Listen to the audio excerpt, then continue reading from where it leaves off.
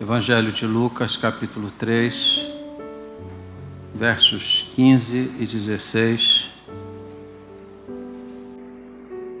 A palavra de Deus diz assim: estando o povo na expectativa e discorrendo todos no seu íntimo a respeito de João, se não seria ele porventura o próprio Cristo, disse João a todos: eu na verdade vos batizo com água, mas vem o que é mais poderoso do que eu, do qual não sou digno de desatar-lhe as correias das sandálias.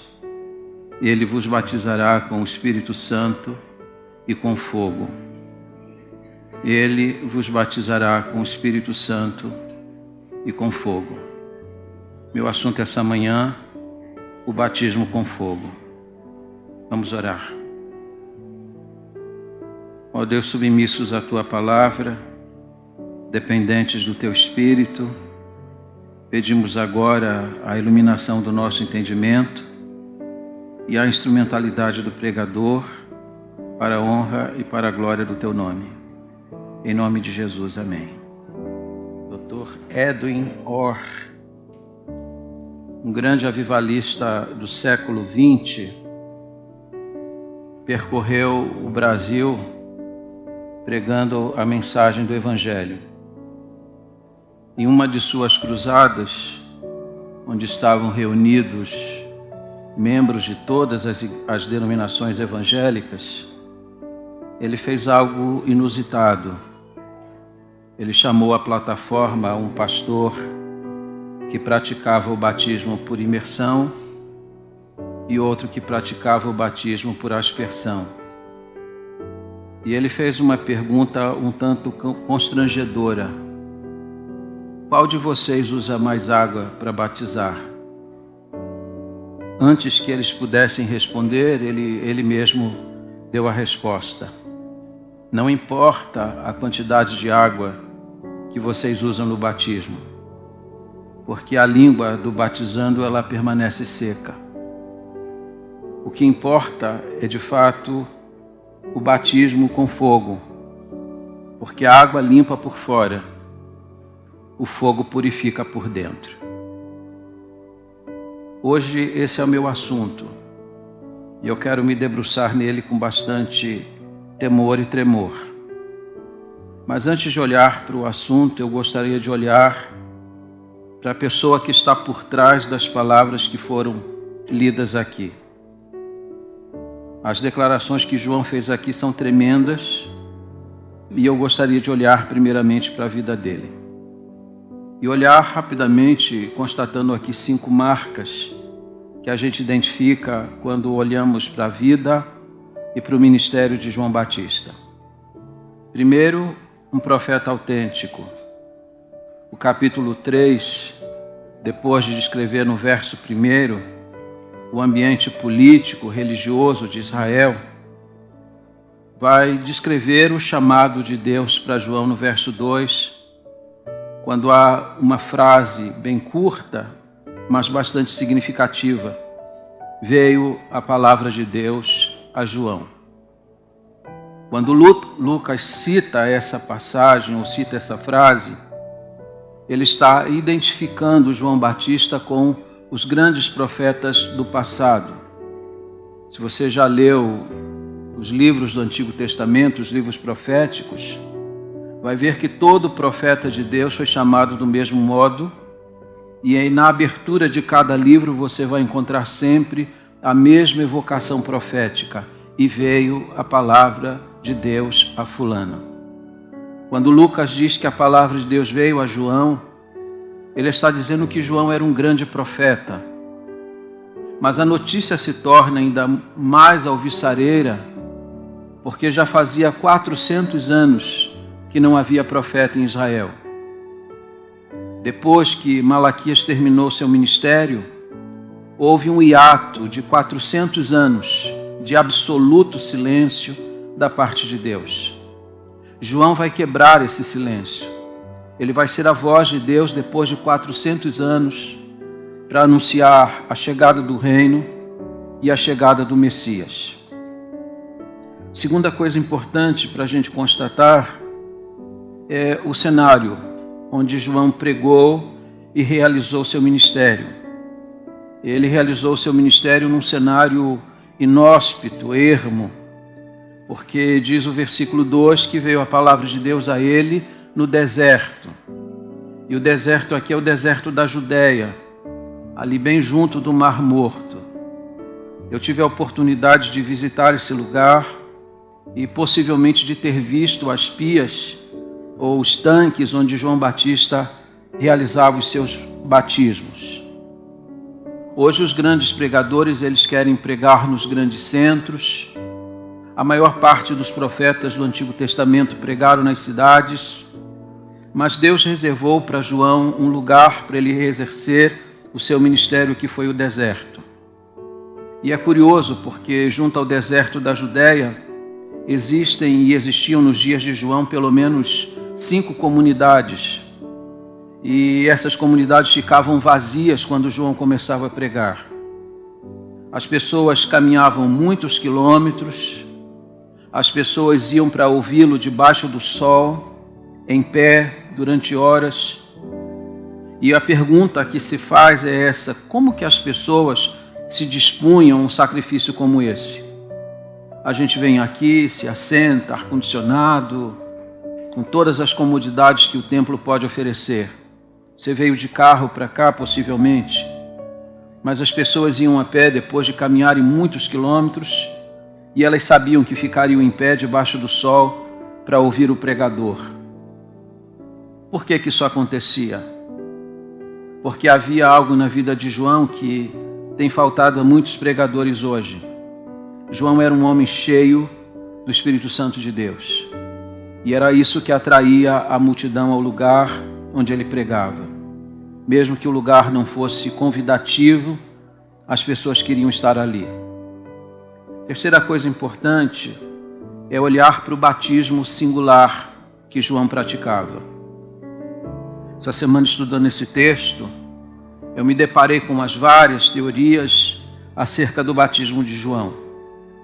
Existem muitas especulações sobre a origem desse batismo, em quem ele se inspirou para fazer esse batismo. E aí existem várias correntes, e a principal delas tem a ver com o judaísmo, que também praticava batismo na recepção de pessoas. Mas havia uma diferença crucial. Dentro do judaísmo, quando um prosélito ou um gentio queria se converter ao judaísmo, ele passava pelo rito do batismo. Mas batismo era só para gentio. E era apenas para ingresso na religião. O batismo de João não era apenas para gentios, ele era para judeus e gentios, e ele visava uma coisa: testificar o arrependimento daquela pessoa. Quando a Bíblia diz para a remissão de pecados, a Bíblia não está dizendo que através do batismo a pessoa tinha perdão de pecados. Isso seria uma heresia. Nós somos redimidos e purificados do pecado através do sangue de Jesus. Mas uma pessoa arrependida, ela manifesta isso no momento em que ela é batizada. E era isso que o batismo de João preconizava. Em quarto lugar, um juízo iminente. João foi um pregador, foi uma voz. Quando ele abria sua boca, Deus estava falando por intermédio dele. E vocês sabem perfeitamente que a mensagem de João não era uma mensagem palatável, não era uma mensagem agradável. Ele saudava seus ouvintes chamando-os de raça de víboras, de cobras venenosas. Mas ele anunciava a essas pessoas que o juízo de Deus estava chegando. E ele está pregando como um pregador da última hora, dizendo para as pessoas: é chegado o tempo. Essa é a última oportunidade que vocês têm de se arrependerem, porque de outro modo vocês vão morrer nos seus pecados. E então ele lança uma figura, uma analogia de um machado que já está posto à raiz das árvores. Ou seja, o machado já foi levantado. Logo, logo o juízo vai ser manifestado. E por último, um pregador humilde. João nunca buscou glória pessoal. João sempre apontou para a pessoa de Jesus Cristo. Tanto sua mensagem quanto o seu ministério foram cristocêntricos, sempre apontando para Jesus Cristo. O texto de hoje diz que a multidão que o ouvia estava em grande expectativa. No meio da multidão havia uma indagação, uma especulação, porque João era um homem muito poderoso. A Bíblia diz que João veio no poder de Elias, ou seja, com a mesma autoridade de Elias. João era um pregador poderoso, era muito fácil confundi-lo. E a multidão que o ouvia começou a perguntar assim: não será ele o Cristo que havia de vir? Não será ele o Messias? Mesmo não fazendo ele os sinais que se esperavam do Messias, o poder com que ele falava gerou esse sentimento na multidão. Mas quando a multidão especulava se ele não seria o Cristo, ele respondia com um rotundo não, de maneira alguma. Eu não sou o Cristo. Aliás, eu batizo vocês com água, mas vem alguém que é muito mais poderoso do que eu, e de quem eu não sou digno sequer de desatar a correia das suas sandálias. Vocês sabem que esse era o dever do menor escravo da casa, desatar as sandálias do seu senhor. E João Batista diz para a multidão, mesmo sendo ele um poderoso pregador, mesmo ele atraindo multidões, ele disse: eu não sou digno nem de ser escravo dele, nem de ser o menor dos escravos dele. Ele é muito mais poderoso do que eu. E aí vem essas palavras que a gente acabou de ler. Eu batizo vocês com água. O batismo que eu faço em vocês, ele lava vocês por fora. Ele limpa vocês por fora. Mas vai vir alguém que é muito mais poderoso do que eu. E ele vai batizar vocês com o Espírito Santo e com fogo. O batismo dele não vai só limpar vocês por fora. Ele vai purificar vocês por dentro. De posse dessa figura, que é uma figura bastante significativa na Bíblia, que é a figura do fogo, eu queria tecer com vocês aqui essa manhã e trabalhar com vocês pelo menos 3 ênfases que eu acho muito importante. Eu pediria o máximo da atenção de vocês para aquilo que eu vou falar, porque talvez esteja aqui um divisor de águas na vida de nossa igreja. Eu estou persuadido de que Deus tem algo para fazer aqui nesta igreja. Deus, de inúmeras maneiras, tem, sobretudo nesse ano, desde que o ano começou, testificado no meu coração e no coração de vários irmãos, de que algo Deus está para fazer aqui por esses dias. Mas ao mesmo tempo que Deus testifica isso, Deus tem apontado ao nosso coração aquilo que ainda está servindo de obstáculo para que isso aconteça. Dr. Oswald Schmidt, que é considerado um príncipe de missões, disse que só existe uma coisa que impede a manifestação do poder de Deus. Não é o diabo, não são os demônios, nenhum deles pode impedir a ação de Deus. Mas ele disse: o pecado pode. Então, se a gente quer a ação de Deus aqui e a manifestação de Deus aqui, nós vamos precisar considerar o assunto dessa manhã com bastante temor e tremor no coração. Primeiramente, eu gostaria de olhar para vocês para um sinal característico de Deus. O Deus que nós servimos é um Deus que preferencialmente se manifesta através do fogo.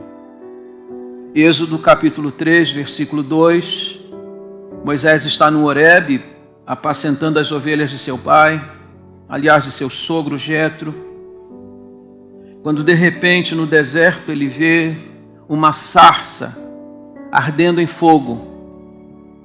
Vocês sabem que a sarça ardendo em fogo não era um milagre, porque os arbustos no deserto eles entram em autocombustão frequentemente. O que era maravilhoso ali é que o fogo ardia, mas não consumia. E isso para Moisés era uma maravilha. E ele olhou e ele foi constatar por que isso estava acontecendo. E era Deus que estava ali se manifestando e se revelando a ele. A maneira como Deus chamou Moisés e se revelou a ele como Deus de Israel, como Deus o Eu Sou, começa Deus se manifestando através do fogo.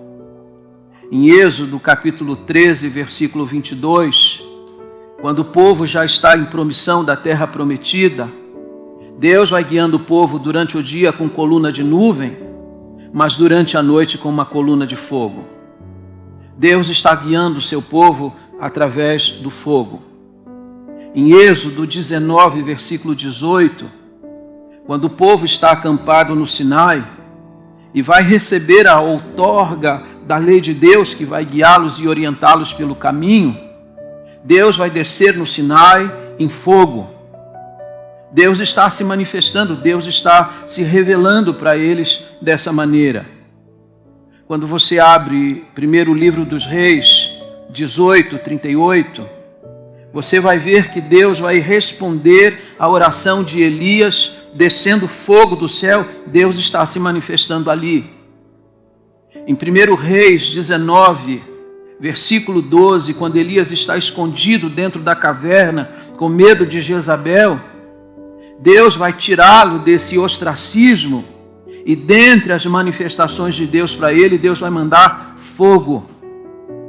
Quando você olha para o primeiro livro das Crônicas e olha lá, sobretudo para o capítulo 21, verso 26, quando Davi está oferecendo a Deus o holocausto na eira de Ornã, Deus vai se manifestar a Davi derramando fogo e Deus está se manifestando ali. No segundo livro das Crônicas, 7:1, quando Salomão está oferecendo e dedicando o templo ao Senhor, diz a Bíblia que enquanto Salomão está orando, desceu fogo.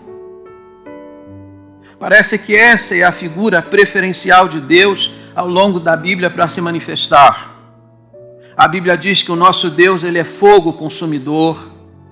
A Bíblia diz que Deus é como um muro de fogo ao redor do seu povo. A Bíblia diz que a palavra de Deus é fogo. E a Bíblia diz que Jesus batiza com fogo. Essa figura é importante. A segunda coisa importante para nós olharmos essa manhã é uma realidade complementar ou análoga, se você quiser assim. Quando nós olhamos para o texto, parece que João Batista está falando de duas coisas distintas, que acontecem de forma distinta. Você sabe que não existe consenso a respeito dessa passagem. Existem muitas interpretações a respeito dessa passagem. Alguns imaginam que João Batista está falando de dois tipos de batismos. Um batismo de juízo e um batismo de graça. Mas, na verdade, João Batista está falando de algo que acontece simultaneamente. Ele não disse, Jesus vai batizar vocês com o Espírito ou com fogo. Ele disse, Jesus vai batizar vocês com o Espírito e com fogo. Essas duas coisas acontecem simultaneamente. Fazem parte do mesmo trabalho de Jesus para a vida do seu povo e da sua igreja. Portanto, quando Jesus batiza alguém com o Espírito, ele também o batiza com fogo, porque isso é parte do mesmo processo. É uma realidade complementar. E terceiro, e o mais importante de tudo, aqui essa manhã para nós pensarmos, é sobre esse elemento que é irresistível. Quando a Bíblia usa essa analogia do fogo, 4 verdades a gente precisa trazer à mente. A primeira delas é que o fogo, ele purifica e ele ilumina. Note que Jesus fez uma declaração tremenda em João 8,12. Eu sou a luz do mundo. Quem me segue não andará em trevas. Jesus é a luz. E você sabe que fogo ilumina, fogo clareia, fogo afugenta as trevas. Jesus disse que quem anda com ele, anda na luz dele, não se esgueira em trevas, não anda nas trevas. Portanto, a vida de um crente é uma vida que manifesta a luz onde quer que ele esteja, e por isso é que o crente não teme as trevas. Mas existe uma passagem da Bíblia que eu queria que você, sem desmarcar essa, fosse comigo até ela. Na primeira epístola de João, no capítulo 1, versos 6 e 7, o apóstolo João diz assim: se dissermos que mantemos comunhão com Ele e andarmos nas trevas, mentimos e não praticamos a verdade. O Senhor é luz, portanto, se a gente está andando em trevas, a gente está mentindo, não está praticando a verdade. E agora olha o verso 7. Se, porém, andarmos na luz como Ele está na luz, mantemos comunhão uns com os outros e o sangue de Jesus, seu Filho, nos purifica de todo pecado. Aqueles que andam com Jesus, eles andam na luz, eles mantêm comunhão com Deus e mantêm comunhão uns com os outros. Um dos sinais mais característicos de alguém que recebeu o batismo de fogo é que ele tem comunhão com Deus e ele tem comunhão com os irmãos. Um dos pregadores mais conhecidos no Brasil disse que, viajando pelo Brasil inteiro e pregando nas mais diversas igrejas, constatou que o pecado mais frequente nas nossas igrejas tem a ver com relacionamentos interpessoais, relacionamentos quebrados, pessoas que estão inimizadas umas com as outras, congregam na mesma igreja, celebram a Deus no mesmo culto, se assentam ao redor da mesma mesa, a mesa da ceia do Senhor, cantam no mesmo coral, participam do mesmo ministério, trabalham na mesma organização, mas não se falam. E esse tem sido talvez um dos grandes empecilhos e entraves para que de fato aconteça um avivamento no Brasil. Nossos relacionamentos são muito precários dentro das igrejas. Jonathan Goforth, que foi missionário canadense e que foi enviado para Xangai para realizar o seu ministério, começou a orar pedindo a Deus que trouxesse um avivamento para a China. E um dia Deus disse para ele que jamais poderia ouvir a sua oração e atender o seu pedido, porque havia um obstáculo na vida dele. Alguém havia falado mal a respeito dele. E desde então ele havia conservado a mágoa no seu coração. E Deus disse a ele que a menos que ele tirasse essa mágoa, Deus não poderia visitar aquele país. Então ele se arrependeu pela ação de Deus, perdoou a quem o havia ofendido, e em seguida Deus ouviu a sua oração e respondeu de uma forma extraordinária. Deus não apenas começou um avivamento a partir de Xangai e invadiu toda a China, como também invadiu a Coreia, naquela época já ainda unificada. Deus faz assim, mas Deus só faz quando a gente tira esses empecilhos da nossa vida. E muitas vezes esse tem sido o empecilho dentro da igreja. Eu ouvi falar de uma igreja que ficou 10 anos sem testemunhar uma única decisão ao lado de Jesus Cristo. Vocês já imaginaram isso? 10 anos, uma igreja se reunindo, pregando e não acontecendo uma única conversão. O pastor era um grande evangelista, mas na sua igreja nada acontecia. Um dia, conversando com um outro colega e dialogando sobre isso e orando sobre esse assunto, resolveram orar a Deus sobre este problema da sua igreja. E Deus lhe deu então uma palavra, deu esse texto para que ele pregasse. E quando ele pregou pela manhã, chamou os crentes para orarem e acertarem a vida com Deus e uns com os outros. Disse que enquanto orava, escutaram um ruído dentro do templo. 2 irmãs, que já não se falavam há muitos anos, mais de uma década. Enquanto a oração acontecia, se entreolharam dentro do templo. E elas correram uma para a outra, e se abraçaram, e choraram, e se perdoaram mutuamente. E ele disse que no culto da noite, quando a palavra foi pregada, 10 pessoas vieram à frente. Nós temos que considerar essas coisas aqui, porque por melhor que seja o pregador, por melhor que seja o sermão pregado, Deus não poderá agir na nossa igreja de uma forma exponencial e superlativa, a menos que todos os nossos relacionamentos sejam bem tratados dentro da igreja. Nós precisamos tirar aquilo que é o empecilho. Existe uma cidade aqui em Minas chamada Campo Verde, e em Campo Verde tem uma pequena vila, e dentro dessa vila existe uma caixa d'água que é chamada de caixa central. Dali sai toda a água para abastecer as casas. Mas um dia constataram que a caixa estava cheia, mas a água não chegava nas casas. E mandaram alguém lá olhar o que tinha acontecido.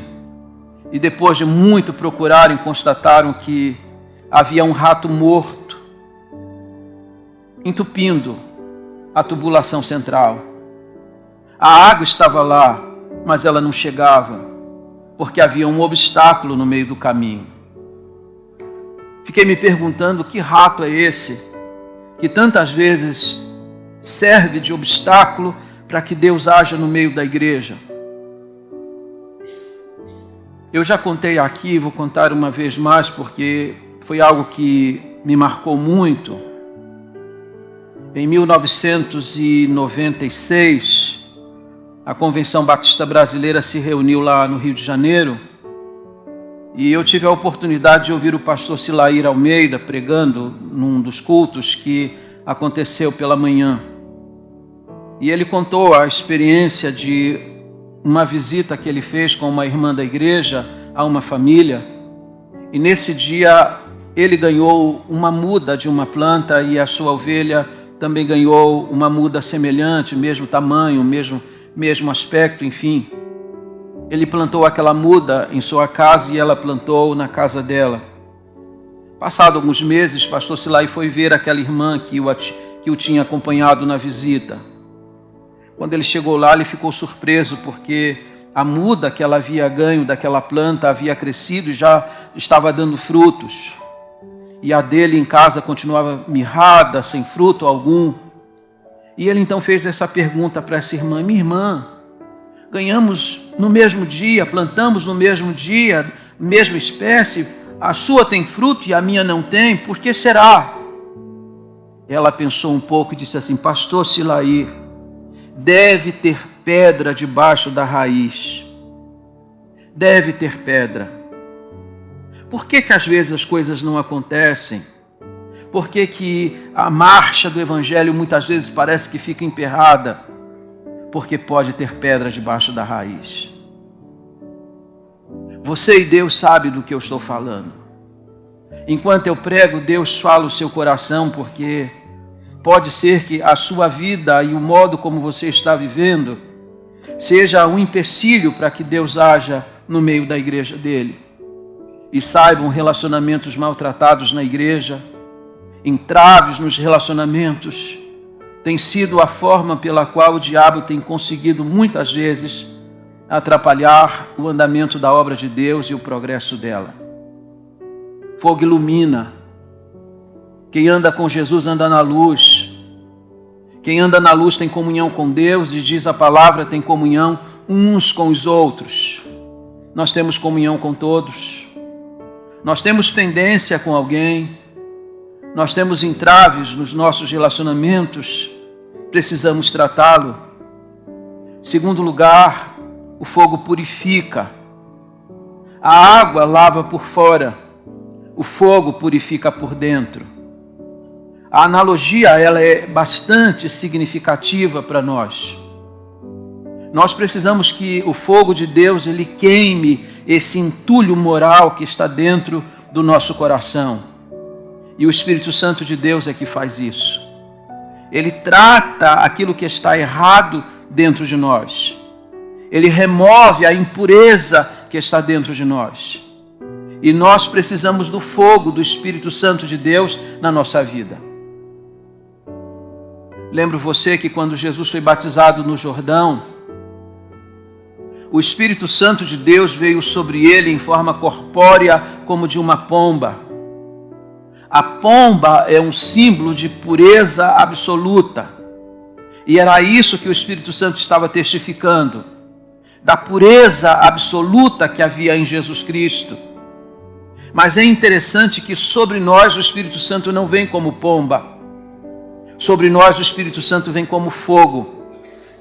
Porque nós somos pecadores. E nós precisamos do fogo para que ele nos purifique, para que ele nos limpe. O fogo do Espírito Santo pode fazer isso. E ele vem sobre você e sobre mim para que aquilo que está servindo de obstáculo, aquilo que é impureza em minha vida e na sua, possa ser queimado. A terceira coisa é que, quando a gente pensa no fogo, é que o fogo ele aquece. Ele afugenta o frio. O fogo tem essa capacidade de gerar esse calor. E vocês sabem que a igreja precisa ser calorosa. Existem crentes que são frios. Existem igrejas que são frias. Às vezes a liturgia é bonita, bem feita, a música está correta, a ortodoxia da igreja é plena. Mas embora as coisas sejam feitas bem direitinho, parece que falta alguma coisa ali. Falta calor. E isso é que o Espírito Santo ele dá. E quando eu estou falando de calor na igreja, calor no culto, eu não estou falando aqui de mudar a liturgia da igreja, não estou falando de música agitada, não estou falando de nada disso, porque Deus não precisa de nada disso. Aliás, uma das grandes manifestações do Espírito Santo de Deus, de acordo com 1 Coríntios 12, Paulo está falando sobre a manifestação do Espírito, e ele está dizendo que onde o Espírito de Deus está, existe ordem. Eu estou falando de calor mesmo, de algo que queima.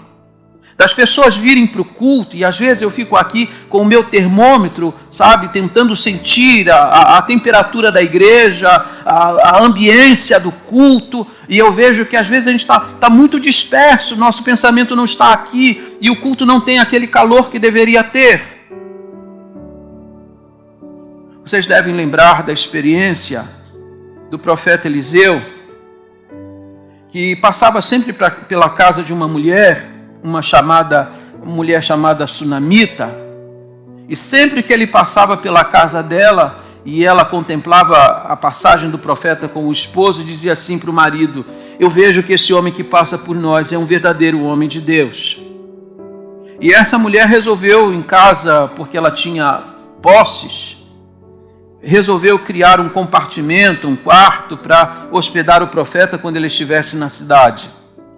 E ela preparou tudo com muito cuidado. Ela aparentemente tinha tudo, porque ela era muito rica. Mas o profeta observou que ela não tinha uma coisa que o dinheiro não pode comprar. Ela não tinha filho. Então ele a chamou e disse assim: olha, Deus vai te dar um filho. E Deus, no tempo oportuno e próprio, concedeu essa bênção para ela. E um dia esse menino, que já havia crescido, foi trabalhar com o pai no campo, sofreu insolação e veio a falecer. Imediatamente essa mulher foi ao encontro do profeta e disse para ele: eu pedi algum filho? Eu pedi algum filho? Eu não pedi filho algum. Nas suas palavras, ela estava dizendo: era melhor eu não ter filho do que ter perdido um. E então o profeta disse para seu servo Geazi: pega o meu bordão e vá ao encontro, e vá ao lugar onde está o menino e põe o meu bordão sobre ele. Geazi correu com o bordão, com a vara do profeta, colocou sobre o menino, mas o menino continuou morto. O problema não estava com o bordão, o problema estava com Geazi. Então diz a Bíblia que o profeta Eliseu correu ao lugar onde estava o menino, colocou-se sobre ele, e aquela algidez cadavérica foi vencida pelo calor que havia dentro do profeta. E logo em seguida ele orou pelo menino, e o menino voltou à vida. Havia algo na vida de Eliseu que muitas vezes falta às nossas igrejas, e falta a nós também. Falta esse calor que é capaz de trazer vida. E por último, o fogo se alastra. Eu nasci numa zona rural, e a minha casa estava do lado de uma chácara. Aliás, da minha casa para a chácara era só pular a cerca. porque a cerca era limítrofe com a minha casa. E eu me lembro muito bem o cuidado que os portugueses que cuidavam da chácara tinham de criar aquilo que era chamado de acero. Talvez essa palavra e essa figura para muitos aqui seja completamente desconhecida. Acero é aquele espaço que a gente faz entre a cerca e a propriedade. Você capina ou limpa, ou aqui vocês falam carpir. Então cria-se um espaço entre a cerca e a mata limpo, porque se pegar fogo na mata, ele não ultrapassa, o acero vai impedir que o fogo avance. Acero é o que muitas vezes a gente encontra na igreja. O fogo vem caminhando, vem avançando, vem crepitando, mas de repente chega no acero e para. Às vezes as coisas na igreja estão caminhando, mas de repente chega num ponto e para. A pergunta que a gente tem que fazer é se eu não estou servindo de acero para impedir que o fogo do Espírito de Deus ele se alastre na vida da igreja. Porque Deus tem algo para fazer e a gente não pode ser empecilho para o que Ele quer fazer. Então eu vou terminar. Vou terminar com 2 palavras apenas, porque eu acho que elas são importantes dentro daquilo que eu me propus a apresentar a vocês pela orientação de Deus. Segundo, que a pregação ela precisa de fogo. John Wesley disse certa vez para seus alunos: ponham fogo no sermão, ou então ponham um sermão no fogo. Todo sermão precisa ter fogo. Muitas vezes eu vou orar aqui, eu lembro a frase do Dr. Martin Lloyd Jones. Ele disse que pregação é lógica em fogo. Jeremias 15, 19, o Senhor disse: se apartares o vil do precioso, serás a minha boca. Você sabe que muita gente que prega a palavra de Deus e anuncia a palavra de Deus, e às vezes prega até corretamente, você ouve e diz assim: está faltando alguma coisa. Porque muitas vezes prega-se a palavra de Deus, mas não se é boca de Deus. E Deus disse: você será a minha boca se apartar o vil do precioso. A pregação ela precisa estar envolvida no fogo do Espírito de Deus. Note que certa vez perguntaram para Doug Lyman Moody qual seria o segredo para o avivamento. Como que o avivamento pode acontecer? Ele disse: é muito simples, basta acender o fogo no púlpito. A pregação precisa de fogo. Se há um clamor que eu posso fazer a vocês aqui esta manhã, muito sincero e muito honesto, é esse: ore pelo seu pastor. Ore pela pregação que é feita aqui, para que ela seja banhada pelo fogo do Espírito. Porque se isso acontecer, as coisas que Deus tem para realizar aqui acontecerão de uma forma célere. Deus tem muito para realizar e a pregação precisa estar envolvida pelo fogo do Espírito de Deus. Mas não a pregação apenas, a igreja também. A igreja precisa ter fogo. O Espírito de Deus precisa se manifestar no seio da sua igreja. Eu já contei aqui inúmeras vezes, tentei encontrar uma figura melhor e não encontrei. Então eu vou replicar aquilo que eu já venho falando aqui, acerca de uma pequena igreja, de uma pequena cidade, de uma igreja que nunca crescia, de uma igreja que nunca avançava. Do lado dessa igreja morava um ateu, completamente arredio, nunca se dispôs a visitar a igreja, aliás, ele não cria em Deus. Acontece que naquela pequena cidade, aquela cidade foi despertada uma madrugada, a igreja estava pegando fogo, literalmente pegando fogo. E todas as pessoas na cidade foram despertadas para ajudar a apagar o fogo que estava consumindo o templo. No meio da multidão, entre as pessoas que estão lá jogando água, quem está no meio? O ateu. E uma senhora da igreja, vendo e reconhecendo, disse assim: até o senhor aqui? Ele disse: mas essa também é a primeira vez que eu vejo essa igreja pegando fogo. As pessoas não serão atraídas, as pessoas não serão movidas para esse lugar, a menos que o fogo do Espírito de Deus esteja crepitando aqui. Não estou falando de esquisitices, não estou falando de experiências forâneas às Escrituras, não estou falando de movimento, esse e aquele outro, não estou falando de nada disso, porque avivamento sempre ele é bem centrado na palavra.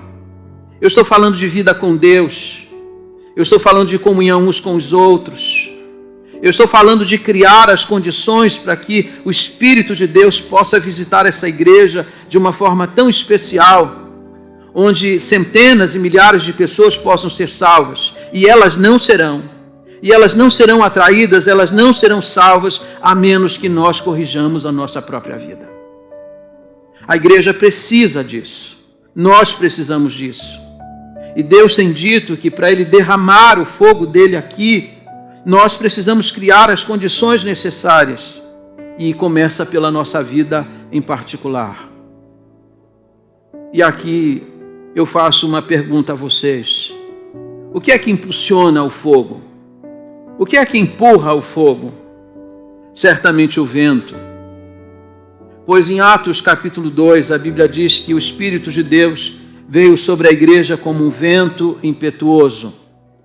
E quando o vento de Deus começou a soprar sobre a igreja, pousou línguas de fogo sobre cada um dos crentes que ali estavam, e eles ficaram cheios do Espírito Santo. O que é curioso é que aqueles crentes estavam acuados, amedrontados dentro de um pequeno cenáculo, mas agora cheios do Espírito Santo, eles estavam entusiasmados para pregar do lado de fora. Todo medo que eles tinham, todo temor foi deixado de lado, e agora eles estão testemunhando com autoridade do lado de fora, resultando nos milhares de salvos já na primeira pregação. O que é lindo naquele dia, que foi o dia de Pentecostes, é que Pedro lembra para a multidão de que aquele dia tinha sido prometido. E ele disse assim: essa promessa é para vós também. Essa promessa é para cada um de vós. Meus irmãos, nós precisamos do batismo com fogo. Essa promessa não era só para eles, não, é para nós também. Nós precisamos de poder e de autoridade espiritual na nossa vida. Mas eu lhe pergunto, que tipo de vida você leva? Que tipo de crente você é?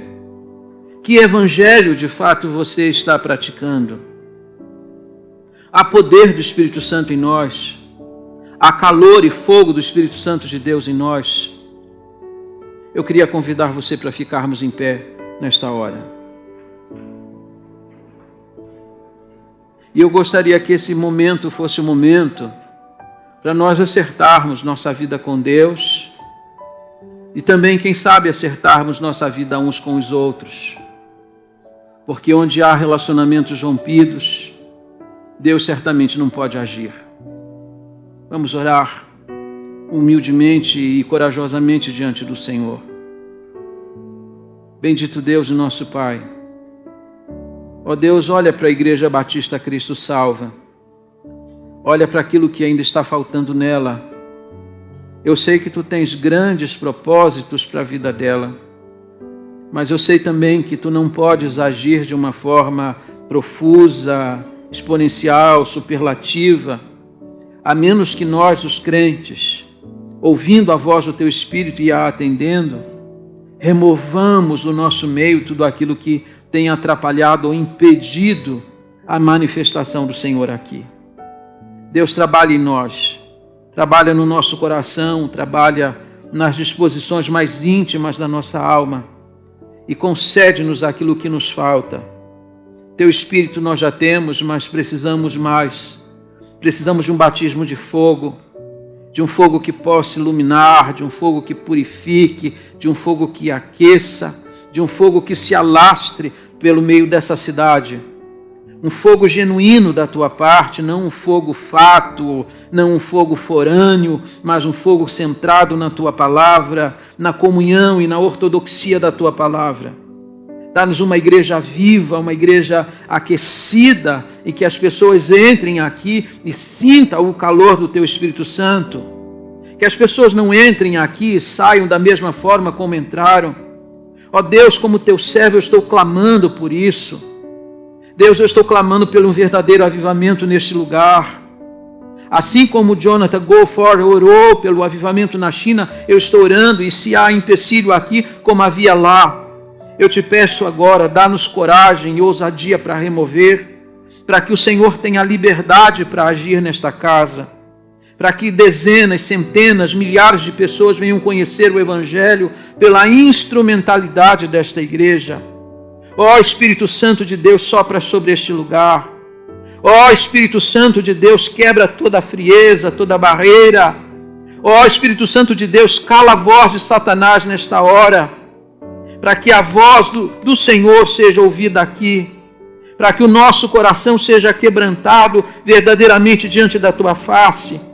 Ó Espírito Santo de Deus, dá-nos coragem para vencer e renunciar o pecado, para que haja manifestação clara do Senhor neste lugar. Deus, não permita que nós sejamos aceros no meio da igreja, empecilhos na vida da igreja, mas que nós sejamos veículos e instrumentos para que o Espírito Santo possa trabalhar de uma forma toda especial neste lugar. Deus, eu quero ser testemunha do grande avivamento que vai acontecer aqui, e permita que a partir da minha vida e a partir desta tribuna o fogo seja aceso.